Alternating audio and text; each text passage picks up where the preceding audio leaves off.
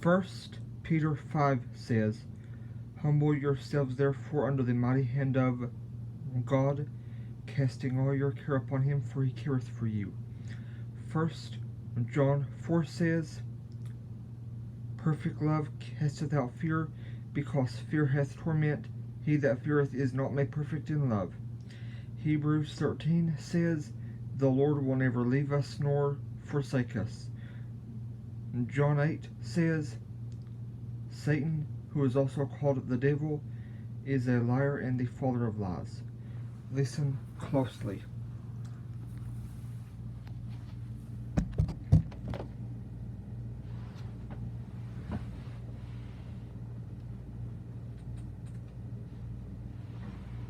Chapter 16.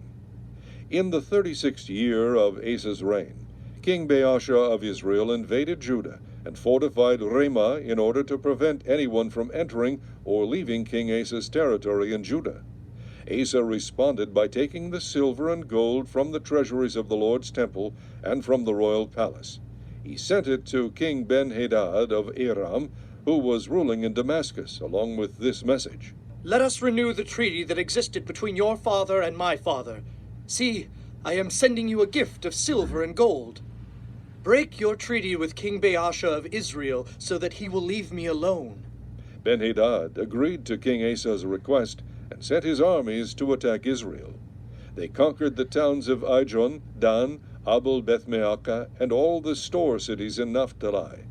As soon as Baasha of Israel heard what was happening, he abandoned his project of fortifying Ramah. Then King Asa called out all the men of Judah to carry away the building stones and timbers that Baasha had been using to fortify Ramah. Asa used these materials to fortify the towns of Geba and Mizpah. At that time Hanani the seer came to King Asa and told him, Because you have put your trust in the king of Aram instead of in the Lord your God, you missed your chance to destroy the army of the king of Aram. Don't you remember what happened to the Ethiopians and Libyans and their vast army with all of their chariots and horsemen? At that time you relied on the Lord, and he handed them all over to you. The eyes of the Lord search the whole earth in order to strengthen those whose hearts are fully committed to him. What a fool you have been! From now on you will be at war. Asa became so angry with Hanani for saying this that he threw him into prison. At that time Asa also began to oppress some of his people. The rest of the events of Asa's reign from beginning to end are recorded in the book of the kings of Judah and Israel. In the 39th year of his reign, Asa developed a serious foot disease. Even when the disease became life-threatening, he did not seek the Lord's help, but sought help only from his physicians. So he died in the 41st year of his reign. He was buried in the tomb he had carved out for himself in the city of David. He was laid on a bed perfumed with sweet spices and ointments, and at his funeral the people built a huge fire in his honor. Chapter 17. Then Jehoshaphat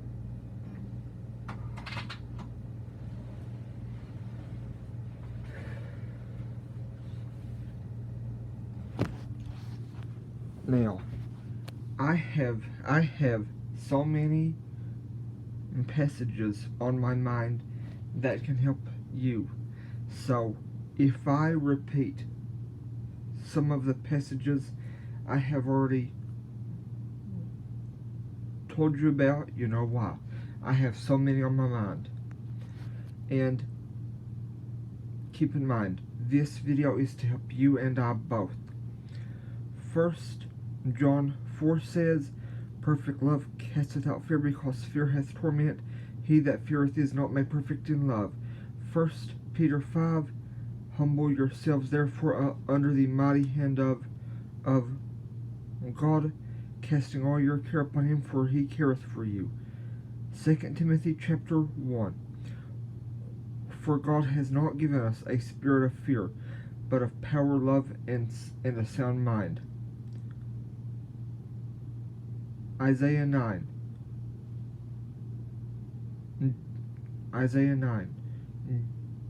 Jesus is the Prince of Peace.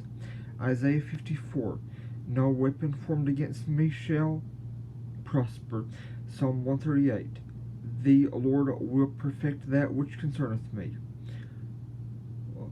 Philippians 4. I can do all things through Christ who strengthens me.